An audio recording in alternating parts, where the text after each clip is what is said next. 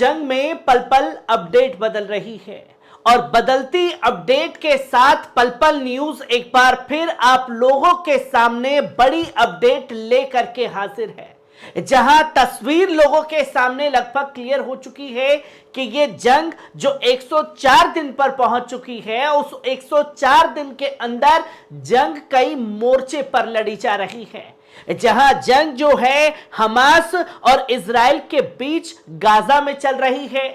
Hezbollah और Israel के बीच Lebanon border पर जंग चल रही है, इस्लामिक रेजिस्टेंस की सीरिया इराक के अंदर अमेरिका से जंग चल रही है, यमन की सीधे तौर पर अमेरिका और 10 झुंड वाले देशों से जंग चल रही है। तो वहीं एक अलग जंग को एंगल देने के लिए अमेरिका की टूलकिट पाकिस्तान की तरफ से ईरान पर हुए हमले को लेकर के भी एक अलग तस्वीर जो है जंग की दिखाई दे रही है, जो कि कई सारे सवाल खड़े कर रही है। और इन्हीं सब सवालों के बीच में जब लोग एक खबर की बात करते हैं तो दूसरी खबर सामने आ जाती है कि बीते कुछ घंटे पहले यमन के ऊपर जो है चौथी बार एयर स्ट्राइक जो है अमेरिका के साथ 10 झुंड वाले देशों ने की है, जिसका वीडियो भी सामने आया है किस तरीके से हमले किए गए। पहले इस वीडियो पर नजर डालिए।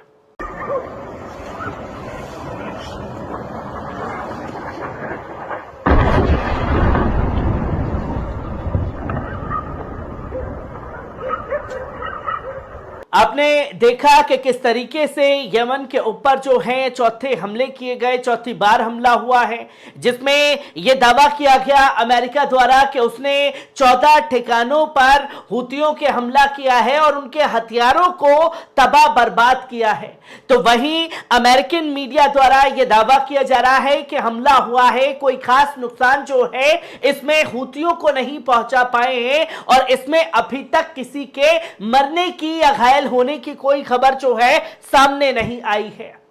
जहां आप साफ तौर पर देख सकते हैं कि फ्रांस मीडिया ने यह साफ तौर पर कुछ देर पहले अपडेट दुनिया के सामने दी और देखते ही देखते वीडियो और खबर जो है वो सामने आने लगी। और यह हमला तकरीबन भारतीय समय अनुसार बात की जाए तो यह हमला तकरीबन 12 साढ़े 12 बजे के आसपास यमन के ऊपर हुआ है। और अगर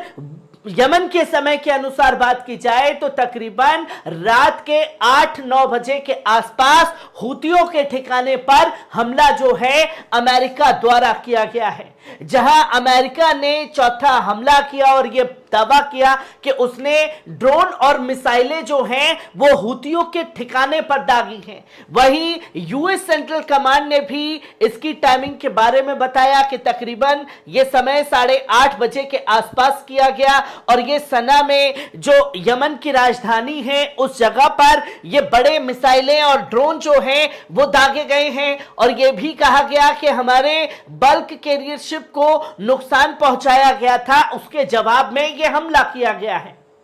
जहां यमन के ऊपर 3 हमले हुए, उसके बाद नेवी शिप को यमन द्वारा हमला बनाया गया अमेरिका के, जिसके बाद यह कड़ी प्रतिक्रिया अमेरिका की तरफ से भी आई है। और यमन ने हमले तब किए जब वॉशिंगटन में यमन को लेकर के एक बड़ी बैठक चल रही थी, जो कि आप ये साफ तौर पर देख सकते हैं। यमन को लेकर के वॉशिंगटन में बैठक होती है, जहां बाइडेन सरकार ये ऐलान करती है कि यमन को जो हुतीज हैं और अंसारुल्लाह हैं उनको आतंकवादी संगठन की श्रेणी में डाला जाए। जो दुनिया भर में आतंकवाद को फैलाने का काम कर रहा है अमेरिका अपने हथियार बेचने के लिए, वो ये ऐलान करते हैं कि जो यमन की तरफ से लाल सागर में कदम उठाए जा रहे हैं वो आतंकी घटना है और इसे आतंकी श्रेणी में डाल दिया जाए।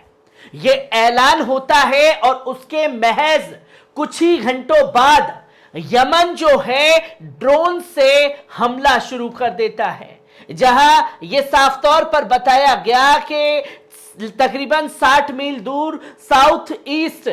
यमन पोर्ट के पास में जो है गल्फ ऑफ अदन में बड़े मिसाइल हमले और ड्रोन हमले जो हैं वो किए जाते हैं। जहां ब्रिटेन की एमरेज सिक्योरिटी टीम जो है उसका यह साफ तौर पर दावा हो जाता है कि हमने कुछ मिसाइलों को रोक दिया, पर कुछ जो है वो सटीक निशाने पर जाकर के गिरी हैं। और जब सटीक निशाने पर वो जाकर के गिरी है तो सवाल यह खड़ा होता है कि शिप पर जबरदस्त आग लगी।